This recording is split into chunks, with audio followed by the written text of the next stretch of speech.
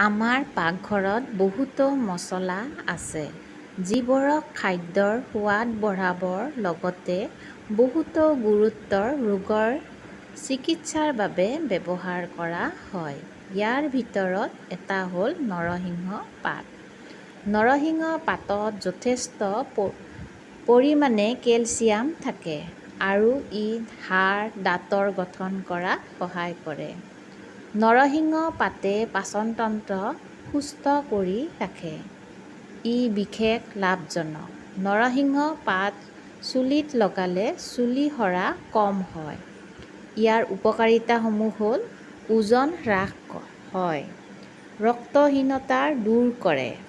নিয়মীয়া আহাৰত নৰসিংহ পাতৰ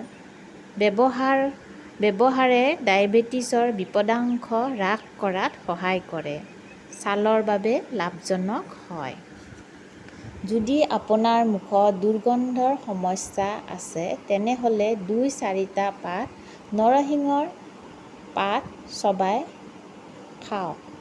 ই মুখৰ পৰা দুৰ্গন্ধ দূৰ কৰে। নৰসিংহ পাত চকুৰ দৃষ্টি উজ্জ্বল কৰে আৰু ছানি হোৱাৰ সম্ভাৱনা হ্ৰাস কৰে। কফ বিকাৰ আঁতৰাবলৈ নৰসিংহৰ পাতৰ লগত মৌ মিহলাই খাওক। নৰসিংহৰ পাতৰ ব্যৱহাৰ: খাদ্য ৰন্ধাৰ সময়ত নৰসিংহৰ পাতক মছলা হিচাপে ব্যৱহাৰ কৰা হয়।